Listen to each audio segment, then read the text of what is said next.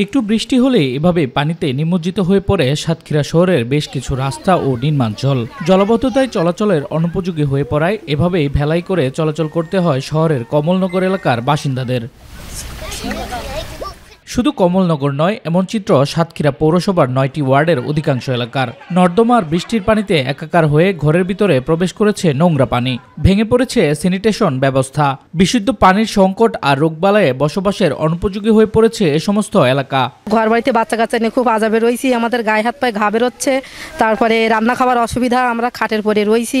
10-20 দিন ধরে পানি বন্ধ আছে, ঘরের ভিতরে পানি, তো রাস্তায় পানি, আমরা ভ্যান নিয়ে বেরোতে পারছি না, আমাদের খুব কষ্ট। আমাদের এই পানিটা সরিয়ে দাও বাবা, আমরা আর কিছু চাইনি। প্রভাবশালীদের অবৈধ দখল, অপরিকল্পিতভাবে মাছের ঘের নির্মাণ এবং ড্রেনেজ ব্যবস্থা না থাকায় প্রতি বছর এমন পরিস্থিতির শিকার হতে হয়। এমন পরিস্থিতির জন্য প্রশাসনের গাফিলতিকেই দুষছেন এলাকাবাসী। অবৈধভাবে জমি দখল করে তাদের এই যে জলবদ্ধতা সৃষ্টি করছে, এগুলো নিরসন করতে আমরা বারবার প্রশাসনকে দৃষ্টি আকর্ষণ করছি। ডিসি বরাবর, আপনার পৌরসভা বরাবর অনেকবার স্মারকলিপি দিচ্ছি, কিন্তু ব্যবস্থা নেওয়ার কথা বলা হয়, কিন্তু আসলে কোনো ব্যবস্থা আমাদের নেওয়া হয় না।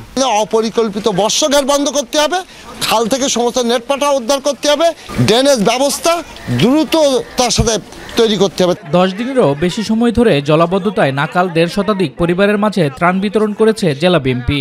মধ্যবিত্ত মানুষ, গরিব মানুষ, উচ্চবিত্ত মানুষ সকলে পানির নিচে। জনাব তারেক রহমান সাহেবের নির্দেশে আমাদের জেলা বিএনপির পক্ষ থেকে পানিবন্দী মা বোনদের ভাইদের প্রতি সামান্য উপহার। জলাবদ্ধতার কারণ চিহ্নিত করে পানি নিষ্কাশনের উদ্যোগ নেওয়া হচ্ছে বলে জানান জেলা প্রশাসক। সম্প্রতি ভারী বর্ষণের কারণে জেলার বিভিন্ন স্থানে জলাবদ্ধতা সৃষ্টি হয়েছে।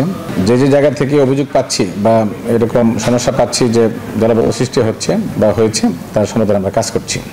শামস তাবরিজ উচ্ছ্বাস, মাই টিভি নিউজ ডেস্ক।